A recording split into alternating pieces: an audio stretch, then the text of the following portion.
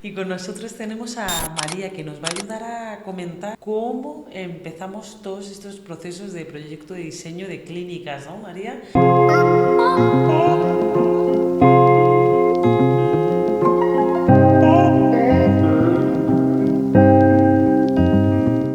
¿Qué dirías tú que es lo esencial cuando empezamos? Lo dividimos en varias etapas. Exacto. A ver, lo primero es hacer como conocimiento al cliente, ¿no? Y nada, ir indagando un poquito en lo que quieren, acercándonos un poquito más conceptualmente al diseño y ir ajustando también, además, en estas fases también presupuesto, diseño, ir de la mano y también meter un poquito también el tema normativo y de licencias ver también, porque muchas veces por normativa pues hay cosas que se requieren y otras cosas que no nos dejan hacer. Normalmente la licencia, que nosotros consideramos que hay dos fases importantísimas, ¿no? Que es la parte de licencia de actividad y por otro lado, sanitaria. La licencia sanitaria, que tantos dolores de cabeza a veces da, porque una es con el ayuntamiento pertinente y la otra es con la comunidad. En este caso, que nosotros nos encontramos realizando la mayoría de nuestras clínicas en Madrid, pues en la Comunidad de Madrid, ¿no? Y nosotros, ¿cómo hacemos ese acompañamiento? Porque muchas veces el cliente se aturulla con tanta documentación que tiene que presentar. Sí, muchas veces tenemos clientes como que están un poco agobiados, sobre todo nos vienen diciendo, no, el tema de la normativa tal, vienen como súper agobiados, entonces intentamos acompañarles en ese camino. Por ejemplo, si en sanidad, en cuanto a sanidad, nos requieren muchísima documentación, tanto de sus especialidades como normativa también de sanitaria que necesitamos tener en cada gabinete, que yo les ayudo un poquito pues a encontrar esa documentación. No sé si tienen alguna duda de cómo realizar algún trámite, alguna tasa que haya que pagar, también se lo indicamos y todo acompañándole en todo el proceso, claro. Sí, porque si no se hace un mundo tremendo, ¿no? Siempre hay como una especie de manual para clínicas y no se asusten nuestros clientes, pero nosotros siempre vamos de la mano. A veces hasta hacemos listados conjuntos con los clientes para que vayan viendo como el estado de la situación. Oye, tenía que enviar 10 documentos y ya llevo enviados 8, vale, pues me faltan 2, entonces como que aclarar un poquito y poco a poco ir poniendo a punto este estado, ¿no? Y en cuanto al proyecto de diseño, siempre empezamos, como dice María, escuchando las necesidades del cliente, pero tenemos como 3 etapas, ¿no?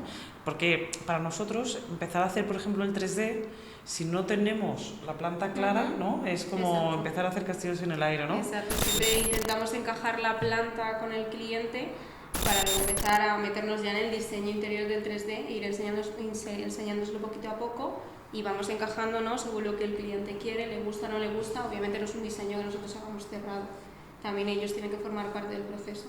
Y luego también tenemos la parte del presupuesto para poder encajarlo, para después posteriormente poder hacer la obra.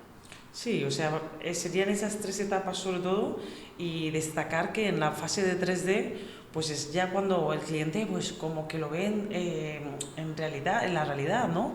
Hay clientes, tenemos la experiencia que hasta han llorado con la segunda revisión, ¿no? Sí, porque muchas veces pasa que ven el plano y hay clientes que no lo llegan a entender, ¿no?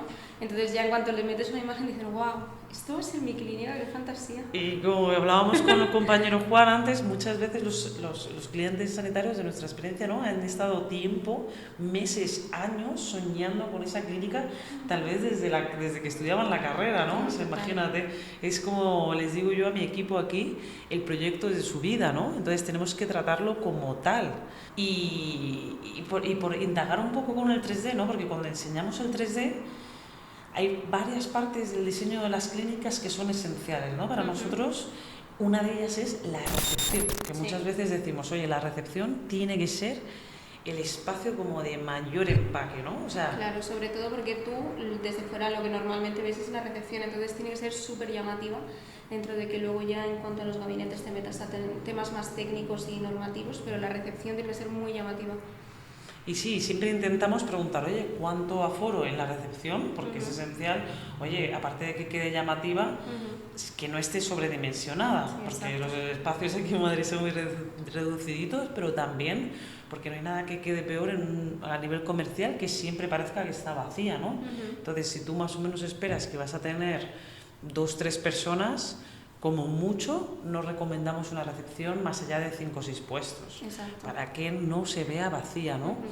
Luego la recepción siempre es donde más un poquito se nos va la cabeza, ¿no? Pero también es importante a nivel 3D que los clientes lo empiezan a entender, esa transición, ¿no? El cliente de nuestro cliente, o sea, los pacientes de nuestros clientes suelen tener casi siempre ese proceso, ¿no? Oye, voy, me atiende alguien en la recepción y después voy de camino, como digo yo, al laberinto de puertas, ¿no? Exacto, totalmente. Y también, o sea, nosotros pensamos que también hay que pensar un poquito en la sensación que quieres transmitir a esos pacientes, ¿no? Muchos van a las clínicas con miedo, inseguros, pues también intentar que esa recepción sea un comienzo de espacio seguro para que no se pongan tan nerviosos para ir a consulta.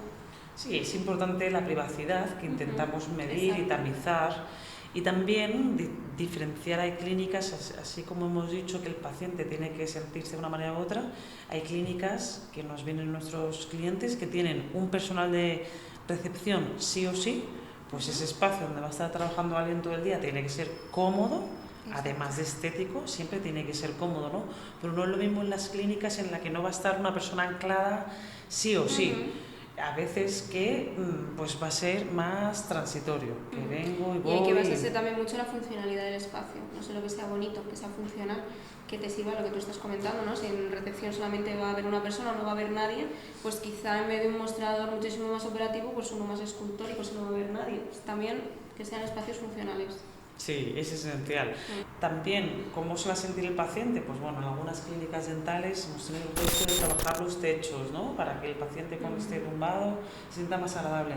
Pero, y aparte de esto, que es obvio, en los gabinetes los trabajamos bastante también, los baños, ¿no? Siempre intentamos que los baños, ya que tienen que ser en su gran mayoría, a veces hacemos baños para ella y baños para él, pero normalmente las clínicas, por el aforo que tienen un baño destinado al público y otro para personal. Exacto. Y el de destinado al público suele ser enorme. Porque tiene que ser accesible para silla de ruedas, entonces tiene que tener unas dimensiones muy grandes.